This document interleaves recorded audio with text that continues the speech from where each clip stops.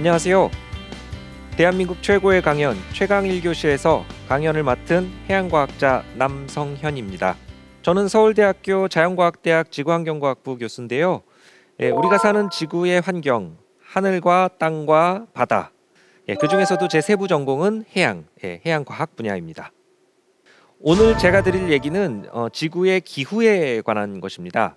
과학자들이 오래전부터 경고했던 이 기후변화 문제가 이제는 더 이상 과학자들만의 전유물이 아니고 지구에 사는 지구인이라면 누구나 알아야 되는 그런 필수 교양 문제가 됐습니다. 오늘은 기후에 대한 기초 용어와 상식에서부터 기후변화로 인한 전지구적인 환경 변화에 이르기까지 지구의 건강검진 결과를 과학적 사실로부터 파헤쳐보고자 합니다. 그래서 오늘 강연 주제는 과학으로 진단하는 위기의 지구입니다.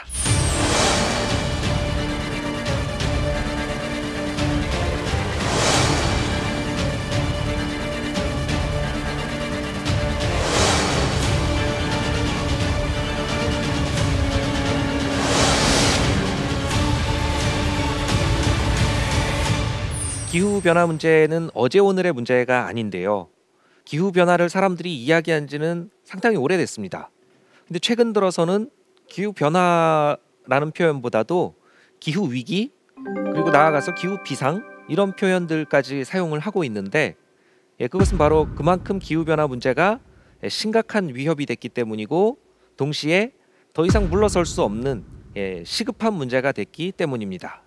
우리가 코로나 팬데믹으로 여러 가지 어려움을 겪고 있는 와중에도 링 밖에서는 기후변화라는 더 끔찍한 코로나 바이러스보다도 더 무시무시한 친구가 우리를 지켜보고 있는 중이죠. 우리가 너무 오랫동안 이 기후 문제에 소극적으로만 대처하면서 문제를 키워왔고 해결하지 못했기 때문에 사실 기성세대는 이 기후변화 문제에 대응하는 데 있어서 철저하게 실패했죠.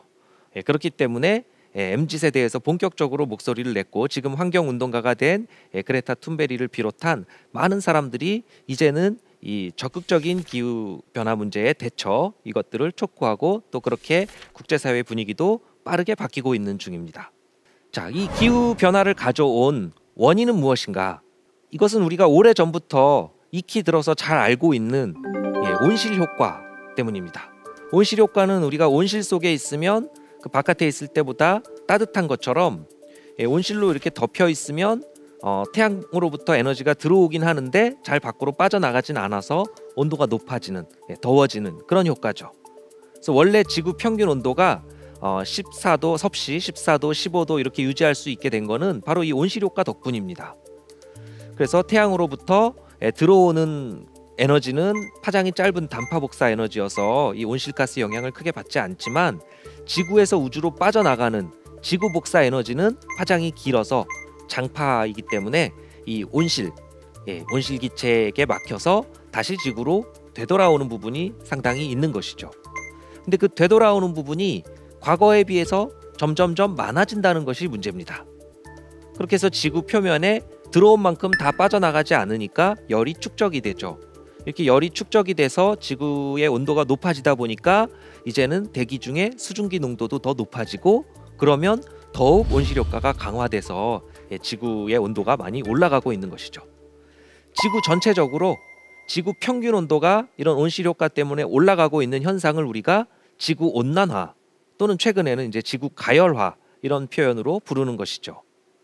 지구 온난화라고 부르든지 지구 가열화라고 부르든지 어쨌든 지구 평균 온도가 올라가고 있다는 뜻입니다. 그것은 바로 이 온실 효과가 과거보다 더 강화됐기 때문에 지구 온난화가 벌어지고 있다. 그러면 이 지구 온난화라고 흔히 부르는 표현과 기후 변화 이것이 같은 것인가? 사실 기후 변화로 나타나고 있는 것은 지구 평균 온도만 올라가는 것은 아닙니다. 그러니까 기후 변화로 지구의 환경이 다양하게 변하고 있는데 그 변하고 있는 것 중에서 지구 평균 온도가 오르는 그 현상만을 우리가 지구 온난화라고 부르니까 지구 온난화와 기후 변화는 같은 것은 아니죠.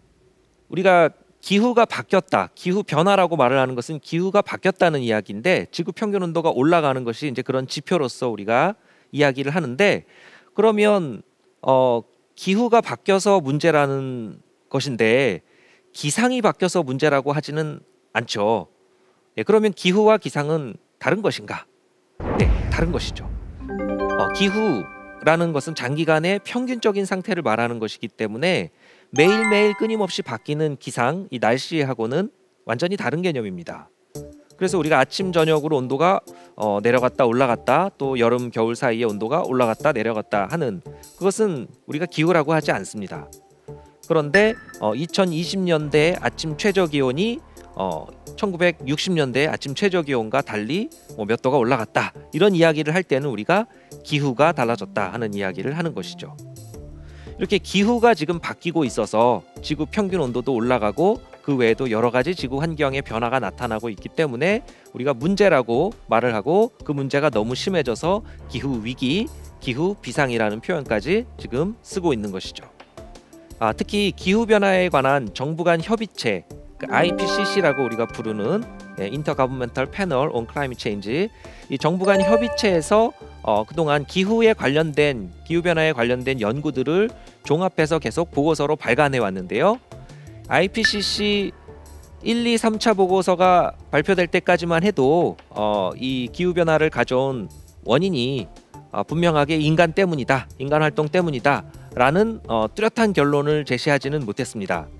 근데 그런 결론을 제시한 것은 바로 4차 보고서 때인데요. 그래서 2007년에 이 IPCC 4차 평가 보고서가 발간이 됐는데, 그래서 2007년 노벨 평화상을 그 IPCC 4차 평가 보고서에 참여한 과학자들과 미국 전 부통령이죠, 엘 고어, 지금은 환경운동가가 된 이 엘 고어에게 절반씩 기여 인증을 했습니다.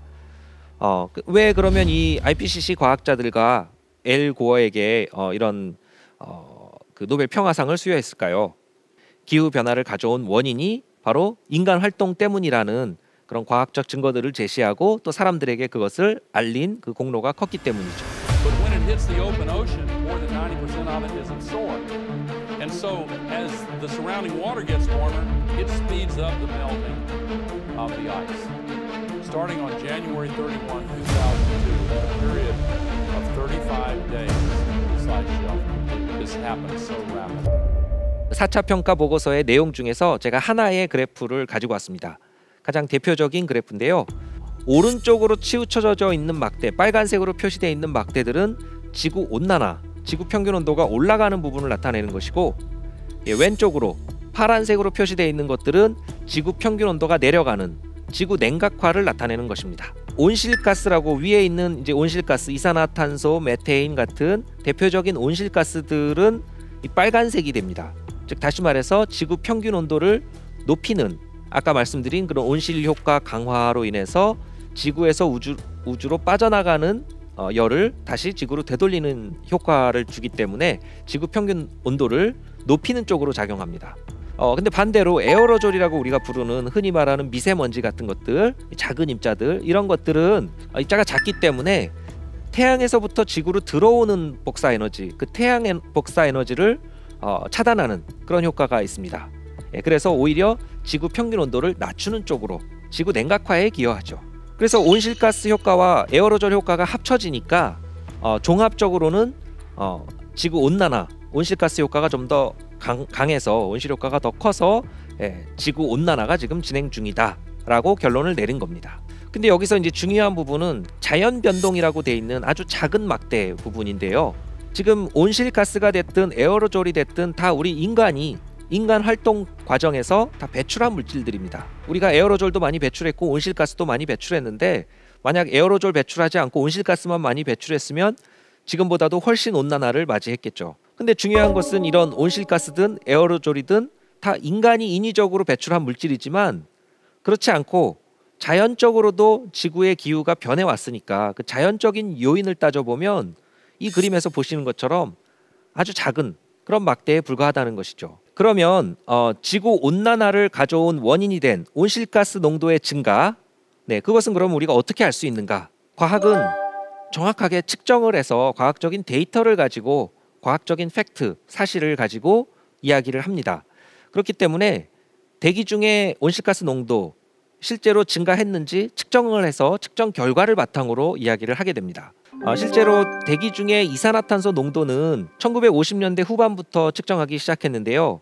그것을 시작한 과학자가 바로 찰스 데이빗 킬링 박사님인데요. 찰스 데이빗 킬링 박사님은 1950년대 후반부터 2000년대 중반까지 거의 50년 동안 이 대기 중의 이산화탄소 농도를 연속적으로 계속 측정을 합니다. 그리고 심지어 찰스 데이빗 킬링 박사님 지금 돌아가셨지만 그 후에도 그의 아들 랄프 킬링 박사님과 또 다른 과학자들이 같이 이 대기 중 이산화탄소 농도 측정은 하와이 마우나로아 관측소를 포함해서 여러 곳에서 지금도 계속해서 하고 있습니다. 2023년 3월 현재까지 계속해서 측정을 한 결과 그림에 보시는 것처럼 대기 중의 이산화탄소 농도는 지속적으로 증가했습니다. 1958년 무렵에 처음에 측정을 시작했을 때는 310에서 320 ppm 수준이었습니다. 여기서 ppm은 이제 파트 퍼 밀리언이기 때문에 100만 중에 얼마인지를 나타내는 거라서 310 ppm, 320 ppm이라는 것은 뭐 0.03% 정도 이렇게 된다고 보시면 됩니다. 대기 중에 산소나 질소 이런 것들이 많고 이산화탄소는 아주 작은 양 있는데 0.03% 정도 있었는데 이게 농도가 지속적으로 올라가서 2023년이 되면 이제 420 ppm 수준, 즉 0.04%까지 올라갔다는 것이죠. 자, 그럼 0.03에서 0.04, 즉 310 ppm에서 410 ppm, 100 ppm 정도 올라간 것이 그렇게 큰 문제인가? 과연 이 기후 변화, 기후 위기, 기후 비상까지 가져올 정도로 이게 심각한 온실효과 강화의 원인인가? 그렇게 질문하실 수 있는데 그렇다는 겁니다. 그게 맞다는 겁니다. 이 농도가 아주 작은 양 증가한 것이지만 사실 이게 긴 기간 속에서 좀 더 긴 시간 속에서 이것을 보게 되면 매우 가파른 변화라는 걸 알 수 있습니다. 자, 이 그림도 대기 중의 이산화탄소 농도를 나타낸 것인데 기간이 길어졌습니다. 2000년 정도, 과거 한 2000년 남짓 기간 동안 대기 중의 이산화탄소 농도를 표현한 것인데요. 자, 그러면 하와이 마우나로아에서 측정하기 전에 대기 중 이산화탄소 농도를 우리가 어떻게 알 수 있을까요? 네, 직접 측정은 안 했지만 빙하 속에 있는 저 깊은 데 속에 있는 빙하에서 그 이산화탄소 농도를 우리가 측정을 하게 되면 과거 수십만 년 전에 이 지구 대기의 이산화탄소 농도가 얼마였는지 이런 것들을 알아낼 수 있습니다. 그래서 과학자들은 이 빙하 코어라고 하는데 빙하에 구멍을 뚫어서 저 깊은 수십만 년 전부터 지금까지 대기 중에 이산화탄소 농도가 어떻게 변해왔는지 이런 것들을 조사를 하고 있습니다. 보시는 것처럼 기원 전에서 기원 후로 넘어오고 1세기, 2세기, 3세기 고대 그 시대부터 쭉 보시면 280 ppm 정도 수준을 상당히 오랜 기간 유지를 했습니다. 산업혁명 있고 인류가 본격적으로 탄소 배출을 많이 하기 시작하면서 이것이 자꾸 대기 중에 누적되면서 쌓이니까 대기 중 이산화탄소 농도가 급등한 것이죠. 킬링 곡선이 매우 가파르게 급등해서 오늘날의 410, 420 ppm까지 굉장히 단기간에 수십 년 만에 올라갔다는 것을 볼 수가 있습니다. 그럼 빙하 코어 자료를 이용해서 더 길게, 최대로 길게 이렇게 살펴보면 바로 이런 그래프와 같이 될 수 있는데요. 이 그래프에서 이제 X축에 있는 800, 500 이런 숫자들은 80만 년 전, 50만 년 전을 나타냅니다. 1000년 단위입니다. 그래서 80만 년 전부터 지금까지 과거 80만 년 동안의 대기 중 이산화탄소 농도 변화를 보시면 오르내리는 변화들이 분명히 있었습니다. 실제로 지구의 기후가 오랜 지구 역사에서 계속 바뀌어왔기 때문에 대기 중에 이산화탄소 농도도 그렇게 바뀌어왔다는 것을 알 수가 있죠. 그렇지만 그 자연적인 인류 활동하고 무관하게 이 자연적으로 이산화탄소 농도가 바뀌어온 부분은 200 ppm, 250 ppm 이 사이에서 주로 오르내리고 있었지 지금처럼 400 ppm을 넘어가는 엄청난 수준으로 이렇게 급증하지는 않았었다는 것이죠. 그래서 이 이산화탄소 농도가 높았을 때가 이제 상대적으로 따뜻했던 간빙기 이런 시기고 낮았을 때는 이제 빙하기가 도래했고 했던 시기로 생각할 수 있는데 이 지구 평균 온도도 이산화탄소 농도에 따라서 오르내리는 자연적인 변화를 겪어왔지만 최근처럼 이렇게 짧은 기간 만에 이산화탄소 농도가 급등한 그런 적은 지구 역사에서 볼 수가 없었다 하는 것이죠. 그리고 이 대기 중의 이산화탄소 농도가 최근 수십 년 만에 이렇게 급등하게 된 원인은 바로 우리가 그만큼 많이 배출을 했기 때문이죠. 산업화 이후에 인류가 탄소를 많이 배출하기 시작하면서 그 탄소가 자연 생태계에서도 일부 흡수는 되지만 자연 생태계에서 흡수할 수 있는 것 이상으로 자꾸 배출을 하니까 그게 누적이 되고 한 번 배출된 이산화탄소 농도는 짧게는 5년, 길게는 막 200년까지도 계속 체류하기 때문에 대기 중의 이산화탄소 농도를 크게 높인 겁니다. 실제 대기 중에 이산화탄소를 우리가 방출한 그 누적 배출량의 그래프를 보시면 19세기, 20세기, 21세기로 오면서 급등했다는 걸 알 수가 있고요. 그것만큼 가파르진 않지만 대기 중의 이산화탄소 농도도 자연 생태계에서 흡수되지 못하는 나머지 부분들이 계속 누적되면서 매우 가파르게 킬링 곡선을 따라 급상승했다는 것을 알 수가 있습니다.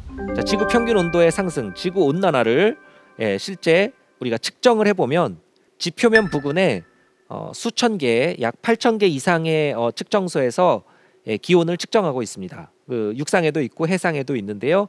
그런 곳에서 측정하는 온도들 그리고 또 인공위성으로 지구 표면에 계속 온도를 측정하고 이런 것들을 통해서 우리가 과거 140년 동안 지구 평균 온도가 어떻게 변해왔는지 이런 것들을 우리가 알 수 있는데요.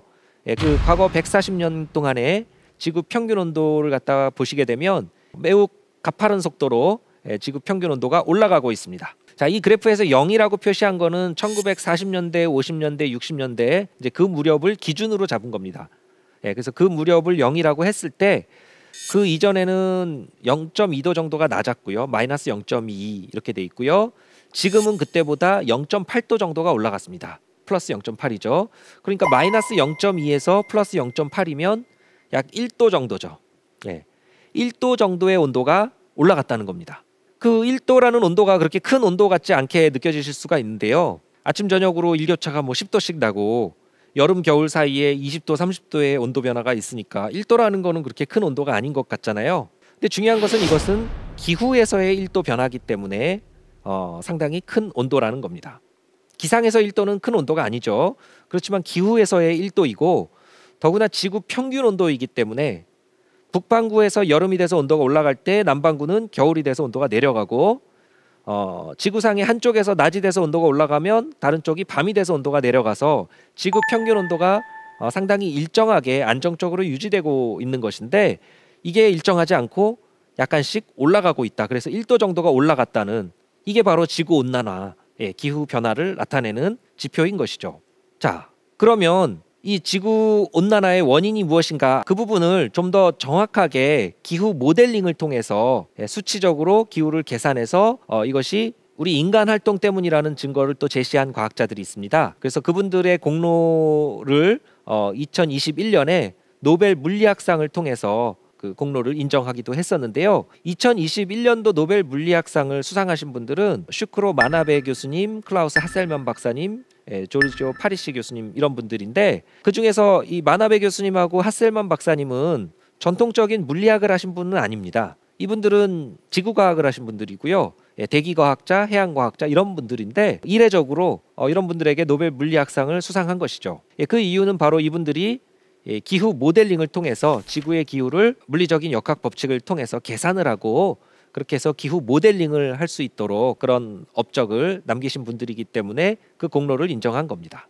그래서 이분들이 하셨던 그 업적 중에 대표적인 게 지구 평균 온도를 이제 계산하는 그런 건데 지구 평균 온도가 실제로 상승을 한 지구 온난화를 가져왔지만 그거를 우리가 기후 모델로 계산을 해보면 두 가지 방식으로 계산을 할 수가 있습니다. 그래서 한 가지는 이 자연적인 요인, 인간 활동 효과를 제외하고 자연적인 요인만을 가지고 계산할 수가 있고 또 한 가지는 자연적인 요인과 인위적인 요인을 동시에 포함해서 지구 평균 온도를 계산하는 것이죠. 자, 이 그래프에서 검정색은 실제 관측치, 실제 지구 평균 온도가 어떻게 변했는지를 나타내는 것이고 파란색이 자연적인 요인만 고려해서 계산한 지구 평균 온도이고 주황색은 자연적인 요인에다가 인위적인 요인, 우리가 온실가스 배출한 그 효과까지 합쳐서 계산한 겁니다. 자, 보시는 것처럼 주황색은 이 검정색과 비슷하게 지구 온난화를 잘 재현합니다. 즉 다시 말해서 인위적인 요인까지 포함해야만 지금 나타나고 있는 이 지구 온난화를 설명할 수 있다는 것이죠. 자연적인 요인만을 가지고 계산하면 지구 평균 온도가 올라가지 않는다는 겁니다. 그래서 지구 온난화가 자연적인 요인만으로는 만들어지지 않는다 하는 것을 보실 수가 있습니다. 자, 지구 온난화가 인위적인 요인으로 즉 인간 때문에 만들어졌다는 것인데 그러면 지구 온난화와 관련해서 나타나고 있는 오늘날 우리가 경험하는 다양한 자연재해, 이런 것들도 과연 순수한 자연재해인가, 인재라고도 부를 수 있는 성격이 있는 것 아닌가, 이 자연재해와 인재 사이의 구분도 이제 모호해지고 있다는 겁니다. 자, 그래서 지구 평균 온도가 이렇게 올라갔다는 것을 기후 모델로도 확인하고 실제 관측을 통해서도 우리가 이해를 했는데, 그렇게 해서 지구 평균 온도가 올라가면서 지구에 축적되고 있는 열이 그럼 과연 어디에 흡수되고 있는가? 90% 이상, 즉 대부분의 열이 해양에 흡수되고 있다는 것을 알게 됐습니다. 대기와 대륙, 그다음에 육상과 바다의 빙하, 그리고 그린란드와 남극에 있는 빙상, 이런 곳에 흡수되는 열은 다 합쳐도 10%가 안 됩니다. 지구 온난화로 증가된 열의 대부분은 지금 해양, 바다에 흡수가 되고 있는 것이죠. 과거 40년 동안 해양에 흡수된 에너지가 250 제타줄로 추산이 되는데, 여기서 제타줄이라고 하면 10의 21제곱줄을 말합니다. 그러니까 엄청나게 큰 숫자죠. 그래서 우리가 이것을 감을 잡기 어렵기 때문에 1년 동안 해양에 흡수된 열 에너지 약 20 제타줄 정도 되는 에너지를 다른 방식으로 좀 환산을 해보겠습니다. 히로시마에 투하됐던 원자폭탄을 기준으로 말씀드리면 1초에 원자폭탄이 4개, 5개 폭발하는 수준, 1초에 4, 5개, 1시간에 14,400개 이상씩 폭발하는 그 정도의 에너지가 20 제타줄의 에너지입니다. 그래서 그만큼의 열 에너지가 해양에 흡수되고 있다 하는 것이죠. 이렇게 어마어마한 양의 열이 해양에 흡수되고 있기 때문에 이 수온이 쉽게 올라가지 않는 이 바닷물의 특성에도 불구하고 너무나도 엄청난 열이 흡수되고 있기 때문에 바닷물 수온이 올라가고 있습니다. 자, 바닷물은 물이기 때문에 비열이 큽니다. 그래서 쉽게 데워지지 않지만 한번 데워지면 잘 식지도 않죠. 그래서 이 바닷물의 수온이 올라간다는 것은 이 기온이 올라가거나 육상의 지온이 올라가는 것하고는 차원이 다른 이야기입니다. 수온이 높아진 이 바닷물이 돌아다니면서 각종 이상기후를 만들고 지구의 물순환도 바꾸고 각종 문제를 일으킵니다. 그리고 지구 평균 온도, 지구 전체적으로는 지구 평균 온도가 아까 1도 정도 상승했다고 말씀드렸는데, 이 수십 년 만에, 거의 뭐 길게 봐도 100년 만에 1도 정도가 올라간 이 온도 변화가 좀 더 긴 기간 동안의 온도 변화로 보게 되면 매우 가파른 온도 변화라는 겁니다. 물론 역시 지구 평균 온도 역시 오랜 지구의 역사에서 증가 감소를 끊임없이 경험해 왔습니다. 빙하기와 간빙기 이런 걸 겪어왔죠. 그렇지만 한 10,000년 전 정도부터는 온화한 지구의 기후가 상당히 잘 안정적으로 유지가 되고 있었는데요. 지금 이 그래프에서 보시는 것처럼 과거 2000년 동안의 온도를 보더라도 상당히 안정적인 온도를, 지구 평균 온도를 안정적으로 유지해 왔습니다. 그러다가 17세기, 18세기 무렵에 지구 평균 온도가 약간 떨어졌는데요. 그 시기를 우리가 소빙하기라고 부릅니다. 그 소빙하기에는 유럽에도 흑사병이 있었고, 우리도 조선시대 때 경신대기근, 이래서 기근이 심해지고 여러 어려움을 겪었다는 그 기록들이 역사서에 많이 나오는데요. 그게 0.2도 정도 낮아진 건데, 그거는 1000년에 걸쳐서 0.2도 낮아진 거니까 굉장히 서서히 나타난 변화였습니다. 근데 지금 나타나고 있는 이 100년 만에 1도 올라간 변화는 이 과거에서 나타나던 이런 속도와는 비교할 수 없이 빠른, 25배나 빠른 그런 속도로 지구 평균 온도가 급상승하고 있기 때문에 우리가 적응하기 너무 어렵다는 것이 문제가 되는 겁니다. 그리고 이 지구 평균 온도 상승은 지구 온난화라고 이렇게 표현되지만, 이 기후 변화로 나타나고 있는 것은 지구 온난화만 있는 것이 아니라고 말씀드렸습니다. 지구 온난화는 기후 변화로 나타나고 있는 여러 문제 중에서 한 가지 증상만을 표현하는 것뿐이다 라는 것이고요. 실제로는 전 지구적으로 총체적인 환경 변화가 너무나도 극심하게 빠른 속도로 나타나고 있어서 우리 인류가 여기에 적응하기가 어렵고, 적응하지 못하면 인류의 공멸까지도 가져올 수 있는 심각한 위협이라는 것이죠. 그저 지구 평균 온도 조금 올라가고 마는 문제가 아니라 구름이 많아지고 비가 내리고 또 빙하가 사라지고 눈이 녹고 해수면이 올라가고 바닷물 수온도 올라가고 육상과 해양에 지구에 있는 모든 생태계가 다 변하면서, 이 생태계가 변하다 보니까 거기에 생물들의 서식지도 바뀌고, 생물의 서식지가 바뀌면서 여러 가지 바이러스라든가 이런 것들에 대한 충격도 더 심해지고, 그래서 인류의 생존까지도 위협이 되는 아주 심각한 위기가 바로 이 기후 문제인 것이죠. 특히 이 물순환 자체가 바뀌기 때문에 비가 내리고 또는 눈이 내리고 하는 그런 지역과 비가 또 잘 안 내리는 그런 지역, 이런 강수 패턴이라고 부르는 비가 많이 내리던 곳, 비가 잘 안 내리던 곳 이런 것들의 위치가 자꾸 바뀌고 있고 그러다 보면 그 지역에서 경험하지 않았던 기후 때문에 여러 가지 피해가 속출하는 일들이 벌어진다는 겁니다. 그러면 지금부터 이제 본격적으로 이 지구 온난화라고만 그냥 표현했지만 지구 온난화는 사실 빙산의 일각이고 지구 환경 전체적으로 어떤 지금 문제가 생기고 있는지 지구의 이 건강 검진 결과를 몇 가지 사례를 통해서 좀 살펴보도록 하겠습니다. 첫 번째는 해빙, 바다의 빙하가 사라지고 있는 문제인데요. 북극해가 아주 대표적인 곳입니다. 북극해는 지금 전 지구적으로도 가장 빠른 속도로 온난화가 진행 중인 곳인데요. 아까 지구 평균 온도가 1도 정도 올라갔다고 했지만 그건 지구 평균이고 북극해 같은 경우는 2도 3도 벌써 이렇게 올라갔습니다. 그래서 북극해는 가장 빠른 온난화가 진행 중인데 이 북극해가 빠르게 온난화되고 있는 배경에는 북극해에 있는 얼음, 해빙이죠. 해빙이 사라지고 있는 문제가 있습니다. 북극은 육지가 없습니다. 바다로 돼 있어서 우리가 북극해라고 부르는 것인데 그 북극해를 덮고 있는 차가운 바다니까 빙하가 바로 북극해 해빙이고요. 근데 이 북극해 해빙이 여름에는 좀 녹았다가 겨울에는 더 얼었다가 이렇게 면적이 계속 늘었다가 줄었다가 하고 있는데 이게 좀 더 그 장기간에 걸쳐서 그런 계절적인 효과를 제거하고 같은 계절 예를 들면 같은 9월끼리 비교를 해보면 과거에 비해서 최근에 북극해 해빙이 많이 사라졌다는 것을 알 수가 있습니다. 자, 1984년 9월과 2016년 9월에 북극해 해빙을 비교를 해보시면 1984년에 비해서 2016년에는 북극해 해빙이 상당 부분 녹아서 사라졌다는 걸 볼 수가 있습니다. 그렇게 빠르게 해빙이 사라지면 이 해빙은 얼음 하얗게 돼 있기 때문에 이 태양을 바로 반사시켜주는 즉 알베도가 큰 그런 형태인데요.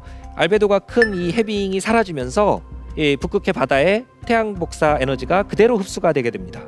그러니까 북극해 바닷물이 더 빠른 속도로 온난화될 수가 있는 것이죠. 그래서 북극해 바닷물의 수온이 올라가면 또 해빙을 더 많이 녹이니까 해빙 면적이 줄어들고 해빙 면적이 줄어들면 햇빛을 반사시켜주던 부분이 더 줄어드니까 다시 더 많이 흡수되고 수온이 올라가고 수온이 올라가면 해빙 면적이 또 줄어들고 그런 악순환이 반복되고 있는 중입니다. 그래서 북극에서는 빠르게 이 해빙이 사라지면서 수온이 올라가고 있는데요. 그래서 이 북극해 수온은 앞으로도 빠른 속도로 올라갈 수밖에 없는 그런 상태고요. 2050년, 2100년이 되면 지구 평균 온도도 오르지만 북극해 중심으로 한 이 북극권에는 더 빠른 속도로 그 수온이 올라갈 것으로 그렇게 전망이 되고 있습니다. 자, 그럼 북극해가 이렇게 빠르게 수온이 올라가면서 해빙이 얼음이 다 사라지고 완전히 다 녹을 날도 얼마 남지 않았는데 그렇게 되면 북극에 사는 이 북극곰이라든가 북극에 있는 여러 생태계 생물들에게 악영향을 미치는 것은 당연한데 북극권에 사는 생물들에게만 문제를 일으키고 끝나는 문제가 아닙니다. 이게 북극에서 시작이 되지만 북반구 중위도에 살고 있는 우리나라를 비롯해서 뭐 미국이라든가 유럽, 그러니까 아시아, 미국, 유럽 이런 많은 나라에도 직접적인 영향을 미치게 되는 것이죠. 대표적인 것이 이제 우리가 북극 한파라고 알려진 그런 급격한 기온 저하 이런 현상인데요. 원래 북극을 중심으로 이 차가운 냉기를 이 북극권에 이렇게 가둬두고 있는 제트 기류라는 기류가 있습니다. 중위도 상공에 서쪽에서 동쪽으로 부는 강한 바람인데 이 제트 기류가 안정적으로 이렇게 불고 있을 때는 북극에 있던 차가운 냉기가 중위도까지 쉽게 내려오질 않습니다. 그런데 이 북극의 온도가 빠르게 높아지고 북극과 적도 사이의 온도가 자꾸 차이가 줄어들고 하다 보면 이 제트 기류가 안정적이지 못하고 불안정해지면서 고위도와 저위도를 넘나드는 경로로 움직이게 되죠. 그렇게 사행한다고 하는데 뱀사자를 써서 사행한다고 하는데 이게 굽이쳐서 부는 그런 사행을 하게 되면 이 제트 기류가 북쪽으로 올라간 곳에는 남쪽에 있던 따뜻한 기류가 중위도까지 더 올라오지만 이 제트 기류가 남쪽으로 많이 내려가서 가는 경로에는 북극에 있던 차가운 냉기를 더 중위도 남쪽까지 영향을 많이 주게 되는 것이죠. 그러다 보면 중위도에서는 잘 경험하지 않았던 극단적인 추위도 나타나고 반대로 극단적인 더위도 나타나는 것이죠. 폭염도 심해지고 한파도 심해진다는 뜻입니다. 최근 들어서 이런 전례 없는 폭염, 전례 없는 한파 이런 것들을 자꾸 경험하게 되는 이유가 이런 지구 온난화로 상징되는 이 기후 변화하고 무관하지 않다는 겁니다. 자, 북반구 중위도에서 극심한 추위가 찾아오고 극심한 더위가 찾아오는 것이 북극하고 무관하지 않다, 이런 말씀을 드렸는데요. 아까 지구 온난화, 기후 변화로 지구 평균 온도가 1도 올라간다고 말씀드렸는데, 우리가 더운 것이 지구 온난화 때문에 더운 것이 아니라는 겁니다. 폭염 때문에 더운 것이고 한파 때문에 추운 것이고, 그렇기 때문에 지구 온난화인데 왜 춥냐, 이런 것은 말이 안 되는 것이죠. 기후와 기상을 구분하지 못한 겁니다. 지구 온난화이기 때문에 폭염도 심해지고 한파도 심해져서 춥기도 너무 추워지고 덥기도 너무 더워지고 그렇게 한다는 것이죠. 그래서 이런 극단적인 기온 변동에 잘 적응하지 못하면 앞으로 피해가 속출할 수 있다는 겁니다. 자, 이제 또 다른 건강검진 예를 들어보겠습니다. 이번에는 열대 바다로 갈 건데요. 웜풀입니다. 열대 태평양과 열대 인도양의 표층 바닷물의 수온이 가장 높은 곳, 지구상에 가장 따뜻한 바닷물이 모여 있는 곳이 바로 웜풀 해역인데요. 따뜻한 고여 있는 물이라고 해서 웜풀이라고 부르죠. 그래서 이 열대 서태평양과 열대 인도양에 걸쳐서 바닷물의 수온이 28도를 넘어가는 가장 따뜻한 이 바닷물, 거기가 바로 웜풀 해역인데, 문제는 지구 온난화로 지구 평균 온도가 올라간다는 것이 지구의 열이 축적이 되는 것이죠. 그러다 보니까 열이 축적이 되면서 바닷물의 수온도 올라가는데 이 웜풀 해역의 수온도 올라가고 있다는 겁니다. 자, 웜풀 해역의 수온이 올라가다 보니까 웜풀 해역의 면적도 더 넓어지고 있죠. 그래서 웜풀이 이렇게 확장을 하다 보면 위에 있는 그림은 이제 1900년부터 1980년에 평균한 웜풀 해역의 분포, 빨간색으로 표시된 웜풀 해역의 분포를 나타낸 것이고, 아래에 있는 그림은 1981년부터 2018년, 그러니까 좀 더 최근에 웜풀 해역 분포와 그곳의 온도를 표현한 것인데요. 그림에서 보시는 것처럼 과거에 비해서 더 빨간색으로 진하게 이렇게 표시된 것이 더 웜풀 해역의 수온이 올라갔다는 걸 알 수가 있는 겁니다. 자, 웜풀 해역의 수온도 올라가고 웜풀 해역의 면적도 넓어졌는데, 이 넓어지는 속도 자체도 더 빨라지고 있습니다. 그 과거에는 매년 그 미국의 워싱턴주 정도만큼씩 웜풀 해역이 확장하고 있었는데, 지금은 그 워싱턴주보다 2배 정도 면적이 되는 캘리포니아주 정도만큼씩 매년 넓어지고 있는 중입니다. 자, 웜풀 해역이 확장하고 있고 이 웜풀 해역 확장이 또 가속화하고 있다는 이야기죠. 자, 그러면 이런 열대 해역에서의 이 바닷물의 수온이 올라가는 이 현상도 열대 생태계와 열대에 사는 사람들만의 문제인가? 그렇지 않다는 겁니다. 이 웜풀 해역이 열대에서 나타나는 변화지만 태풍의 고장이라고도 알려져 있습니다. 태풍, 열대성 저기압 현상인데, 이 태풍은 에너지원이 이 따뜻한 바닷물이 증발해서 나오는 이 수증기가 대기 중에서 응결할 때 나오는 잡열, 수문열입니다. 그렇기 때문에 태풍은 열대 바다에서 만들어지는 것이죠. 근데 이 태풍이 만들어지는 태풍의 고장, 이 웜풀 해역이 확장하고 웜풀 해역의 수온이 올라가고 있다는 이야기는 태풍에 더 많은 에너지를 공급할 수 있는 그런 조건으로 바뀌고 있다는 겁니다. 그 이야기는 앞으로는 지금보다 더 강력한 그런 태풍, 이런 것들이 소위 말하는 슈퍼 태풍, 이런 것들이 더 많아질 수 있는 가능성을 제시하는 것이죠. 실제로 우리가 최근에 굉장히 초강력 태풍, 역대급 태풍, 이런 것들이 과거에 비해서 많아졌다는 것을 많이 느끼실 수 있을 겁니다. 2022년만 해도 태풍 흰남노가 굉장히 이례적인 태풍이었는데, 그 열대에서 만들어지지도 않고 온대에서 만들어져서 남쪽으로 내려가다가 다시 올라오는 굉장히 기이한 형태를 보였던 태풍인데, 과거와 다른 특성의 이런 태풍이 자꾸 나타나는 이유도 기후가 바뀌고 있고 웜풀 해역이 바뀌고 있는 것과 무관하지 않다는 것이죠. 자, 이렇게 열대에서 만들어지지만 이 태풍은 또 중위도에 와서 우리에게도 피해를 줄 수 있는 것이기 때문에 열대 바다에서 벌어지는 일이 우리와 무관하지 않다는 겁니다. 자, 북극에서 벌어지는 일도 우리와 무관하지 않고 열대에서 벌어지는 일도 우리와 무관하지가 않습니다. 지구는 하나로 전체적으로 다 연결이 돼 있기 때문에 지구의 곳곳에서 벌어지는 일들이 다 우리하고 연관이 돼 있다는 것이고, 지구 온난화로 상징되는 이 기후 변화 때문에 지금 지구 전체적으로 이런 환경이 바뀌면서 곳곳에서 여러 가지 피해가 속출하는 중이라는 겁니다. 자, 또 대표적인 예로 물순환, 즉 수문순환의 변화를 말씀드릴 수 있는데요. 물순환이나 수문순환은 이 지구상의 물이 바다에 대부분 있지만 이것이 증발해서 수증기가 돼서 구름이 되고 구름이 돼서 돌아다니다가 비나 눈이 돼서 또 육삭이나 바다로 흘러내리고 그것이 또 지하수와 강 이런 것들을 통해서 다시 바다로 흘러가는 이런 물의 사이클, 물 순환을 말합니다. 수문 순환인데 이 수문 순환도 기후가 바뀌면서 바뀐다는 겁니다. 바뀔 수밖에 없는 것이 아까 대부분의 열이 흡수된 이 해양에 바닷물의 수온 자체가 바뀌니까 바닷물의 수온이 달라진다는 것은 대기를 데우는 정도가 달라진다는 것이죠. 수증기 공급 양이 달라진다는 것을 말합니다. 그리고 이 따뜻해진 바닷물이 한 곳에 정체돼 있기만 한 것이 아니라 한쪽에서 다른 곳으로 이동하면서 다른 곳을 또 데우고 식히고 하면서 지구의 물순환을 조절하고 있기 때문이죠. 그래서 우리가 흔히 엘니뇨라고 알려진 이런 현상 같은 경우도 바닷물의 수온 분포가 특히 열대 태평양 바다의 수온 분포가 변할 때 나타나는 현상입니다. 즉 열대 동태평양이 평소보다 많이 따뜻해지게 되면 그쪽에서 증발이 우세하고 구름이 많아지고 비가 많이 오게 되면서 그 사막이었던 비가 잘 오지 않던 캘리포니아라든가 페루라든가 이런 아메리카 대륙의 서부에 비가 많이 오게 되고 반대로 비가 원래 잘 오던 인도네시아의 열대 우림에는 비가 잘 안 오고 건조해지면서 산불이 많이 나는 겁니다. 이렇게 강수 패턴을 교란시키는 것이 바로 바다의 수온 분포인 것인데요.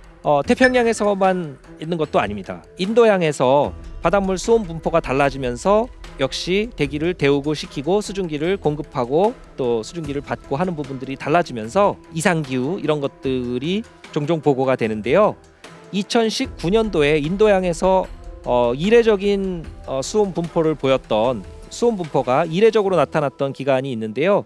그 2019년 가을에 그런 일이 생기게 되면서 호주에는 극단적인 가뭄이 나타나게 됐고요. 반대로 인도양의 서부에 있는 동아프리카에는 너무 비가 많이 와서 폭우가 쏟아지면서 이제 홍수가 나고 했던 그런 이상 기후를 맞이하게 됩니다. 사실 그 호주의 가뭄은 그냥 비만 안 오고 그치는 문제가 아니라 바싹 마른 이 대지에서 스파크가 튀면서 이 불이 번지기 때문에 산불이 어마어마한 규모로 산불이 나게 됩니다.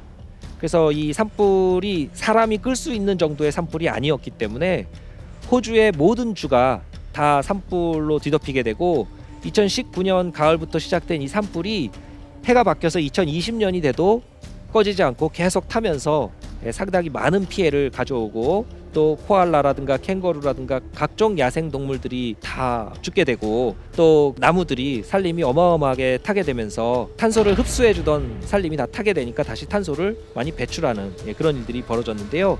호주의 이런 극단적인 그런 산불 2019년과 20년에 생겼던 그 이유도 이 바닷물의 수온 분포, 특히 인도양의 수온 분포가 달라졌기 때문이죠. 그것이 수문순환, 이 물순환의 변화를 가져왔기 때문입니다. 또 반대로 2020년 여름이 되면 그 동아시아에 이례적으로 너무 많은 비가 내리면서 중국 남부지방, 특히 양자강 유역 이런 데는 비가 너무 많이 와서 홍수 때문에 수천만 명의 이재민이 발생하기도 했었습니다. 또 2022년에도 파키스탄 같은 곳에 이례적으로 너무 많은 비가 오면서 국토의 3분의 1이 잠기고 하는 엄청난 피해를 보고 있었습니다. 이렇게 전 지구적으로 수문 순환의 변화가 바뀌면서 기후 변화 때문에 여러 가지 손실과 피해가 커지고 있는 중입니다. 바로 이 너무나도 빠르게 바뀌는 기후에 우리 인류가 적응하지 못하고 있다는 것을 보여주는 단적인 예들이죠. 자, 지구의 건강검진 결과 또 다른 예를 하나 더 말씀드리면 이번에는 빙상입니다.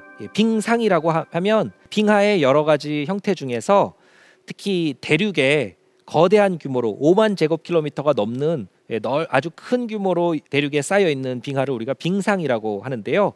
그 빙상이 빠르게 녹아서 사라지고 있다는 겁니다. 자, 지구상의 빙하는 물론 만년설도 있고 아까 북극해 해빙도 있고 여러 형태로 존재를 하지만 대부분의 빙하는 대륙 빙상 형태로 그린란드와 남극에 다 모여 있습니다. 그린란드 빙상, 남극 빙상, 거기에 수천 미터 두께의 이런 거대한 얼음 덩어리들 빙상이 있는데 특히 남극 대륙에는 어마어마한 양의 빙하가 있죠. 근데 이 빙상이 지구온난화로 지구의 열이 축적이 되니까 빠르게 녹아서 사라지고 있는 중입니다. 그 사라지는 양이 어느 정도냐면 이것도 역시 과학적인 팩트를 위해서 우리가 인공위성으로 빙하 두께를 계속 측정하고 2002년부터 빙하 두께를 계속 감시를 하면서 빙하가 점점 얇아지고 있고 그 사라지고 있는 총 양을 계산을 해봤더니 1년에 2,810억 톤 정도의 비율로 사라지고 있다는 걸 알 수가 있었습니다. 자, 2,810억 톤은 너무나도 큰 수치라서 피부로 느끼기 어려우시기 때문에 전 세계 인구로 대략 나누어 보면 1년에 36톤 정도, 그러니까 12달로 나누면 한 달에 3톤 정도. 그러니까 그린란드에서 매달 전 세계 모든 사람들이 3톤의 얼음을 없애고 있는 중이라는 겁니다. 3톤 트럭에 그린란드 얼음을 가득 싣고 바다에다가 그거를 녹여서 옮기는 중이라는 것을 알 수가 있는 것이죠. 자, 매달 3톤씩 측정을 시작한 2002년부터 지금까지 20년 이상 그렇게 사라졌으니까 어마어마한 양의 그린란드 빙상이 다 사라진 것이죠. 그게 다 바다로 흘러 들어갔으니까 바닷물 양이 늘어날 수밖에 없는 겁니다. 남극 대륙에서도 어마어마한 양의 얼음이 사라지고 있는데 그린란드에서 사라지는 것보다는 적습니다. 그래서 한 절반 정도 1년에 1250억 톤 정도씩 비율로 사라지고 있는데, 근데 남극은 그린란드하고 다르게 특정 지역에 빠르게 그 얼음이 사라지고 있는 것이 모여 있습니다. 즉 그 남극 중에서도 서쪽에 있는 남극대를 우리가 서남극이라고 하는데, 이 서남극에 있는 빙하 중에서 스웨이트 빙하라는 그 빙하는 유독 빠르게 녹고 있습니다. 그린란드에 있는 것보다도 더 빠르게 녹죠. 그래서 이 남극에서는 그 특정 지역에 집중돼서 스웨이트 빙하에 집중돼서 얼음이 사라지고 있는데, 스웨이트 빙하가 완전히 그 사라지게 되면 그 안쪽에 있던 서남극 전체 빙상이 다 스웨이트 빙하를 통해서 흘러나올 수 있기 때문에, 그래서 전체 빙상의 이 코르크마개 같은 역할을 하는 빙하라서 이게 뽑히면 안에 있는 것이 다 쏟아져 나온다 해서 이 빙하가 녹는 것을 과학자들이 지금 예의주시하고 여러 연구를 진행 중에 있습니다. 그래서 이 빙하가 운명의 날 빙하라고 불리는 이유죠. 자, 바닷물의 양이 이렇게 늘어나게 되면 당연히 해수면이 올라가게 됩니다. 그래서 해수면 상승 문제로 또 이어지는데요. 근데 사실 남극에 또 그다음에 그린란드의 이 빙상이 녹지 않아도 해수면은 이미 올라가고 있었습니다. 바닷물의 온난화, 바닷물의 수온이 올라가고 있기 때문인데요. 수온이 올라가면 열팽창 효과 때문에 부피가 늘어납니다. 그렇기 때문에 해수면은 이미 수온이 올라가는 효과 때문에 이미 상승하고 있었습니다. 근데 이 수온 상승 효과에 더해서 육지에 있던 얼음이 녹아서 바다로 흘러 들어가니까 이 해수면 상승을 더욱 가속화시키고 있어서 지금 문제가 되는 것이죠. 자, 그래서 실제 지구 평균 해수면을 과거 114년 동안 그래프로 나타내 보면 이 그림에서 보시는 것처럼 지구 평균 해수면이 실제로 서서히 올라가고 있다는 것을 확인할 수가 있습니다. 그런데 그 올라가는 속도가 과거에 비해서 점점점 빨라지고 있죠.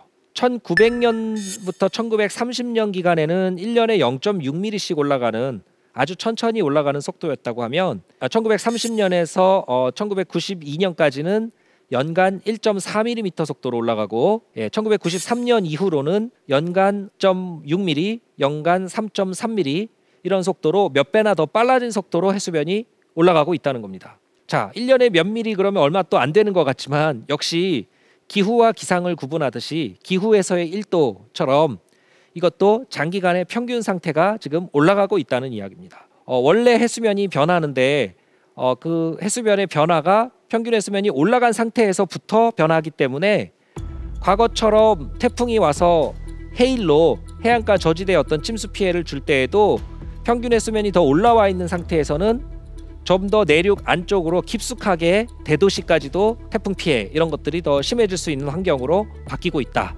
이렇게 이해할 수가 있는 겁니다. 자, 더군다나 이 지구 평균 해수면이 점점점 그 올라가는 속도가 가속화되고 있는 원인 중에 하나가 운명의 날 빙하라고 부르는 이 스웨이트 빙하가 녹는 것은 기온이 높아서 녹는 것이 아니라 바닷물의 어느 점보다도 높은 수온을 가지는 이 바닷물이 빙하의 아랫부분을 파고 들어가서 녹이기 때문에 이 빙하가 사라지고 있는 겁니다. 그 위에 쌓여있는 빙하가 불안정해지기 때문에 이것이 돌발 붕괴를 할 가능성이 제기가 되고 있습니다. 그래서 이게 돌발 붕괴를 하게 되면 와르르 무너지면서 쪼개지고 우리가 마치 사탕을 깨물어 먹으면 빨리 녹는 것처럼 잘게 쪼개져서 바다에 있게 되면 금방 녹아서 다 해수면을 상승시키게 되는 것이죠. 그렇게 되면 이 안쪽에 있던 빙하까지 다 흘러나와서 서남극 빙상 전체가 녹게 되면은 해수면을 거의 5m 이상도 이렇게 높이는 그런 문제가 되기 때문에 단기간에 해수면이 평균 해수면이 5m나 올라가게 되면 어마어마한 피해가 예상됩니다. 그래서 우리가 그런 해수면 상승에 대비가 돼 있지 않기 때문에 이런 것들에 대해서도 철저하게 준비를 해야 되는 그런 상황으로 바뀌고 있는 중이죠. 자, 지금까지 주로 물리적인 건강검진 결과를 말씀드렸다 그러면 이번에는 좀 더 화학적인 건강검진 결과도 말씀드리겠습니다. 지구온난화로 열이 바다에 많이 흡수되면서 바닷물에 수온이 올라간 걸 말씀드렸는데 이 바다가 열만 흡수한 게 아닙니다. 대기 중에 이산화탄소 농도가 높아졌는데 그 이산화탄소도 바다에 많이 흡수가 되는 것이죠. 바다가 이산화탄소 흡수를 안 해줬으면 대기 중에 이산화탄소 농도 더 빨리 올라갔을 겁니다. 근데 문제는 바다에 녹은 이 이산화탄소가 물과 반응하면서 이산화탄소와 물이 반응해서 탄산염을 만들고 그 과정에서 수소이온 농도가 나오기 때문에 바닷물의 산도, pH를 변화시키게 됩니다. pH를 낮추고 있죠. 그래서 바닷물 자체는 산성이 아니고 염기성인데 pH가 낮아지고 있기 때문에 우리가 바닷물이 산성화된다. 해양 산성화 이렇게 표현합니다. 그래서 이 해양 산성화가 문제가 되는 것이죠. 바다에 녹아 들어간 이산화탄소가 해양 산성화를 일으키고 이 해양 산성화되고 있는 바다 속에서는 해양 생물들 중에 잘 적응하지 못하는 생물들이 큰 피해를 입게 됩니다. 특히 이 칼슘 골격을 갖는 그런 생물들은 이 골격에서부터 칼슘이 빠져나가서 이 탄산염과 반응해서 탄산칼슘을 만들기 때문에 골격에서 칼슘이 자꾸 빠져나가죠. 뼈가 녹는 겁니다. 그렇기 때문에 골다공증에 걸리는 것이죠. 그래서 소라라든가 갑각류라든가 이런 해양 생물들이 해양 산성화로 지금 큰 피해를 보고 있고요. 바닷속의 탄소 농도가 지금 증가하고 있기 때문이고 또 동시에 바닷속의 산소 농도는 반대로 줄어들고 있습니다. 그러니까 바닷속의 탄소 농도는 증가하고 바닷속의 산소 농도는 줄어들고 있는데 바닷속의 산소 농도가 줄어들면 호흡을 하는 많은 해양 생물들이 숨을 못 쉬니까 그래서 완전히 산소 농도가 너무 낮아지는 이 극단적으로 산소 농도가 떨어지는 바다, 우리가 죽음의 바다라고 부르는 데드존, 이런 것들이 과거에 비해서 점점 더 많이 보고되고 있고 그런 데드존, 죽음의 바다에서 수십만 마리의 생물들이 죽어있는 이런 것들이 종종 목격이 되는 겁니다. 이렇게 바닷속에 탄소 농도가 높아지고 pH 산도는 낮아지고 그래서 해양 산성화가 일어나고 또 전체적으로 산소 농도가 줄어들고 하면서 해양 생태계가 지금 심각하게 피해를 보고 있다. 이렇게 말씀드릴 수 있겠습니다. 자, 지금까지 이제 여러 가지 건강검진 결과, 지구의 건강검진 결과를 지구 온난화 외에도 몇 가지 사례들을 가지고 좀 말씀을 드렸는데요. 건강검진 결과를 종합 판정을 하게 되면 결국 말기암이다. 이렇게 판단을 할 수가 있는 겁니다. 그래서 결국 지금 우리 지구의 상태는 산업화 이후에 우리가 많이 배출한 탄소로 인해서 암을 진단받았다. 그것도 말기암을 진단받았다. 자, 이 암을 진단받고 나면 요새는 암도 극복을 할 수가 있습니다. 우리가 잘만 치료하면 극복할 수가 있죠. 그래서 시한부는 아니지만 상당히 심각한 암을 처방받았기 때문에 우리가 이 암이 발병한 이 증상도 봐야 되겠지만 이 암이 발병한 근본 원인을 살펴봐서 이 근본 원인을 우리가 두고 해결을 해야 이런 것들이 재발하지 않게 이렇게 될 것이기 때문에 다음 시간에는 지구의 지금 이 심각한 이 상태를 가져온 근본적인 원인을 생각해보고 그로부터 우리가 어떤 해법을 찾을 수 있을 것인가를 생각해 보도록 하겠습니다. 기후위기로 지구는 건강검진 결과 말기암 판정을 받았다. 지구가 오랜 기간 인류와 무관하게 겪어온 자연적인 기후 변동성과는 달리 산업화 이후에 인류의 온실가스 배출에 따른 인위적 기후 변화로 인해서 지난 수십 년 동안 지구의 건강 상태를 아주 심각하게 악화시켰습니다. 단순히 지구 온난화로 불리는 지구 평균 온도 상승만을 가져온 게 아니고 빙하가 사라지고 바닷물의 수온과 해수면이 올라가고 극단적인 기온 또 극단적인 강수량으로 각종 전례 없는 자연재해 피해가 속출하는 중입니다. 기후변화 속도를 늦추지 않고는 인류의 적응이 너무나도 어렵기 때문에 전 지구적인 손실과 피해 규모가 감당하기 어려운 수준으로까지 치닫게 될 겁니다. 그간의 기후위기 대응 실패를 우리가 철저하게 인정하고 지구를 대하는 근본적인 마음가짐부터 바꾸어야만 할 때입니다. 지금까지 대한민국 최고의 강연 최강 1교시 남성현이었습니다.